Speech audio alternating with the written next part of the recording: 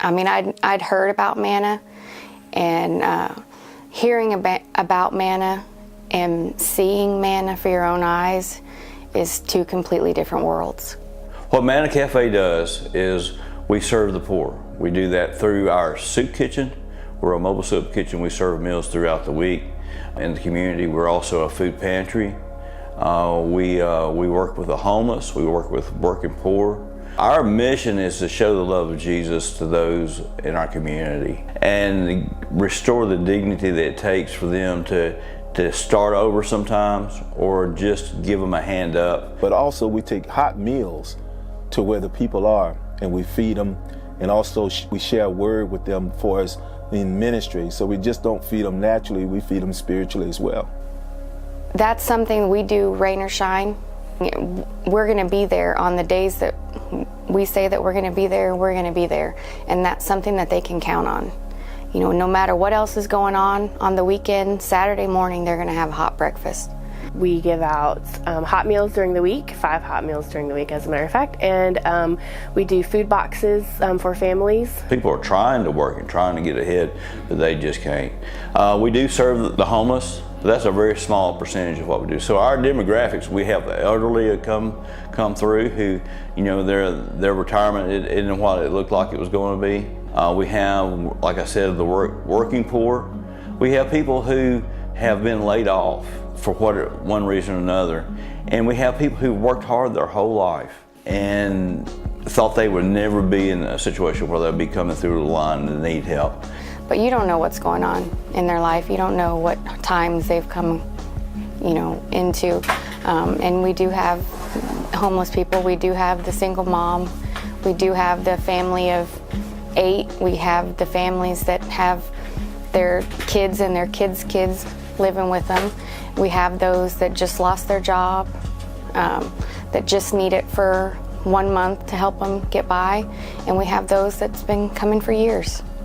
We touch about 20,000 people a year. You know, we distributed 1.5 million pounds of food last year, and 2/3 of that was rescue food.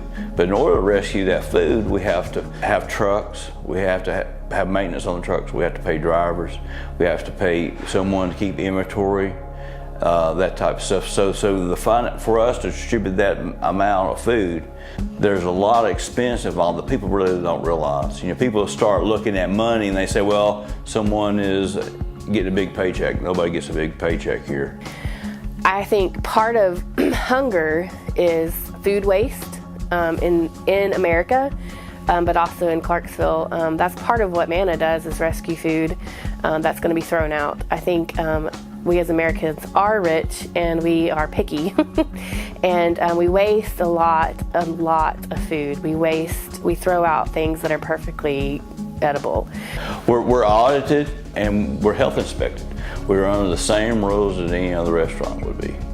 And we have inventory. A big part of our audit is our inventory. So we weigh everything that comes in, and we weigh everything that goes out.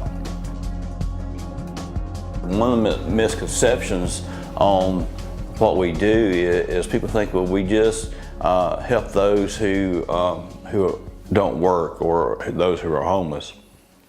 A lot of times that's not the case. A lot of times there's people who are working, they just don't have enough to make ends meet.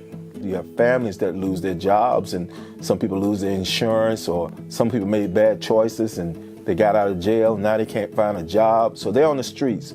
You have, you know, young people that, you know, got misled and misguided, and for some reason made some bad choices, and they wind up on the streets.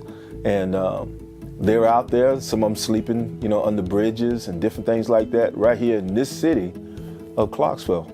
These are good people. You get a chance to know them and talk with them and find out they're human. They're human people, you know, not people you look down on, and you realize, you know, that could have been one decision away from being me.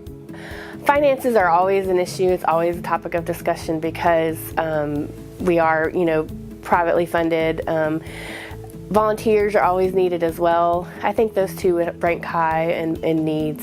But the financial part, to be able to take care of the cook, the drivers, different things like that, the operational expense, that's where we're lacking when it comes to funding. Food is not something that we've usually have a hard time getting. People are usually more than willing to donate food. But money to pay for that warehouse or pay for the trucks that are on the road rescuing food, pay the drivers that are driving those trucks, electricity, water, all those things cost money. But it's been a joy, it's been a pleasure. I enjoy it. To me, it's part of my ministry. I love it. And I just thank God for the opportunity to serve. I can't possibly imagine having to worry about where my next meal is going to come from. And if you're in that place, then typically you have a lot of other things you're worried about too. And so if we can help somebody with just that one thing, then they can focus on the other things that they have to do. While feeding is a big part of what we do, our goal is to restore that hope and dignity and build relationship with people. The food is the way we get them in the door, but sharing the love of Christ is our goal. So after we feed them, then we can help them to restore their life. You hear that they help people with food, but to see what they do, to see the people that truly need it, the help that they're getting, and the burden that you're lifting from them is just an amazing thing.